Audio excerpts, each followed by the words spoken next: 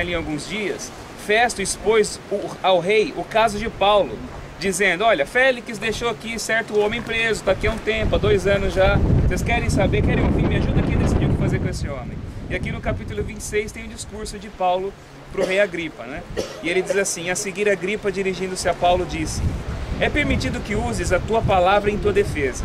Então Paulo, estendendo a mão, passou a defender-se nesses termos: tenho-me por feliz, ó rei Agripa, pelo privilégio de hoje, na tua presença, poder produzir a minha defesa de todas as acusações feitas contra mim pelos judeus, mormente porque és versado em todos os costumes e questões que há entre os judeus. Por isso eu te peço que me ouças com paciência.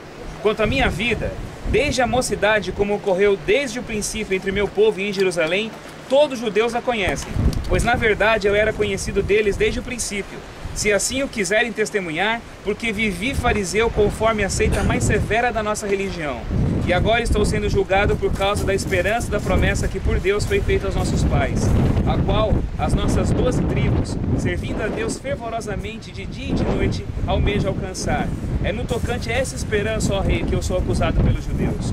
Por que se julga incrível que entre vós Deus ressuscite alguém dos mortos?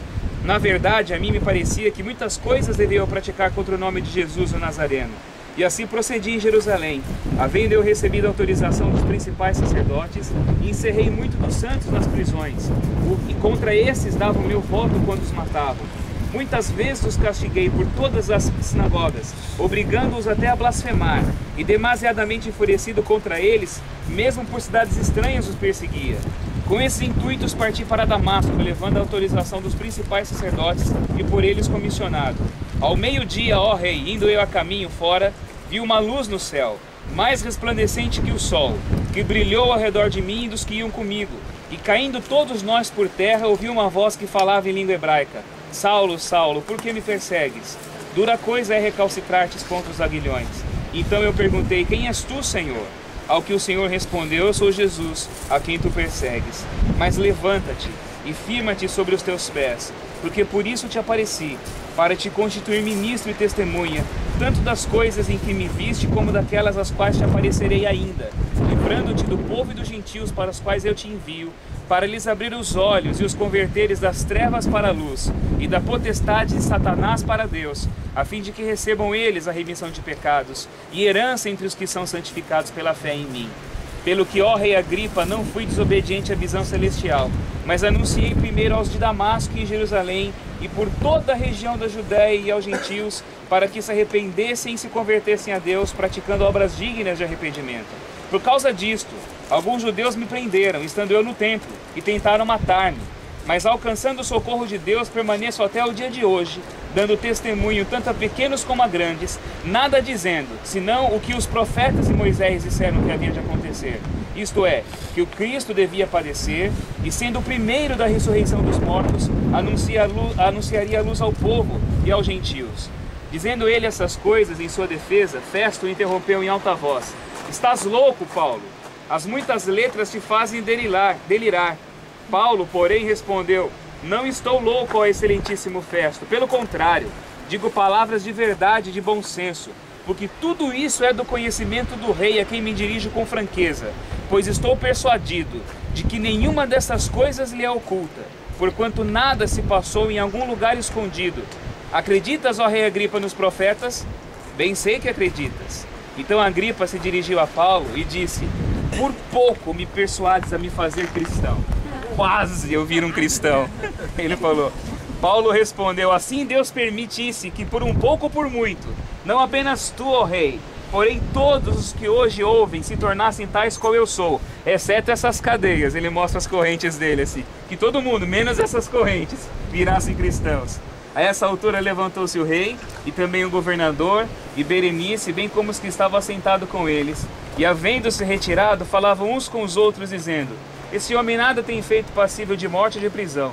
Então Agripa se dirigiu a Festo e disse: esse homem bem que podia ser solto, se não tivesse apelado para César. E aí para César ele vai, mandado para Roma. Esse é o porto que ele vai sair. Só para vocês imaginarem um pouquinho a grandeza desse porto, o porto chegava aqui, eram 2 portos, era um menor, que era aqui. Agora eles secaram toda essa parte. Se vocês se aproximarem aqui, dá para ver um pouquinho da construção. Resto das construções que depois os árabes encheram esse lugar. Mas isso aqui fazia parte do porto. Essa é a primeira parte do porto. E depois daqui saíam braços para fazer a segunda parte. Eram como se fossem duas baías do mesmo porto. E essa construção que nós vemos agora é uma mesquita, aqui na nossa frente é a mesquita, e é uma construção posterior. Depois, quando os turcos otomanos conquistam Cesareia, eles constroem aqui uma mesquita e toda essa área usam um pouquinho desse porto, mas é só para pesca, alguma coisa. E os turcos, o que eles fazem? Quando eles foram um grande império turco otomano, eles tiravam um povo de um lugar, colocavam no outro, depois pegavam daqui, colocavam para lá, iam misturando os povos para que eles não tivessem força. E era proibido falar contra o sultão. Isso não se podia escrever em cartas, não se podia mandar nada. E os bósnios, que sofreram nos anos passados na Europa, foram trazidos para cá. Só que parte da família deles ficou lá. Então eles falaram assim, olha, a gente vai mandar uma foto para vocês. Isso a gente está falando de 1800, né? Final de 1800. A gente vai mandar uma foto para vocês. Se a gente estiver de pé, a situação está boa, vale a pena vocês tentarem vir para cá. Se a gente estiver sentado, agora se a gente estiver deitado no chão, e a foto que eles mandam, deitados no chão, porque a situação deles aqui era péssima, péssima. E nessa terra, como os turcos lidavam com as pessoas que aqui estavam. E aqui fica, nessa mesquita, o encarregado da mesquita, o pregador da mesquita, ele tinha ele criava pombos correios. E onde eu mostrei para vocês a cidade de Zichron Yaakov, que eu falei que é o primeiro vinhedo de Israel, onde preparavam o melhor vinho, começa o primeiro movimento de revolta para tirar os turcos daqui de Israel. Então eles apelam e eles tentam, são agrônomos, e uma família de agrônomos que vem para cá e eles são judeus, eles tentam tirar os turcos daqui, mas como é que eles vão mandar? Um dos irmãos dessa família, ele vai para o deserto, ele vai caminhando, ele quer ir para o Egito para encontrar com a liderança inglesa e ele é morto no meio do caminho. E a irmã, uma outra, fazia parte desse movimento, ela manda uma carta e ela amarra no pezinho de uma pomba, né? Porque eram os pombos correios. Só que essa pomba erra de caminho, porque ela viu aqui tem comida, é muito bom, e eles acham aquele papelzinho, aí os turcos vão lá, pegam ela e ela é torturada, e pegam toda a família, pegam toda a quadrilha, né, de revolucionários, e ela é a que principalmente sofre. E eles já tinham escondido no banheiro uma arma, que se caso acontecesse alguma coisa, ela pediu para ir ao banheiro na casa dela e se deu um tiro na cabeça. Ela não morreu 3 dias, ela ficou delirando e ela fica numa situação terrível. Ela morre só depois de 3 dias. E esse movimento se chama Nili, Netzer Israel Lo Shakar. A herança de Israel, o brilho de Israel não será esquecido. E é logo aqui. E isso tem a ver com esse movimento chamado Nili. E é um movimento para tirar os turcos. Logo depois eles perdem a beleza, porque já é decadência do Império Romano também, do Império Turco Otomano, então eles saem daqui.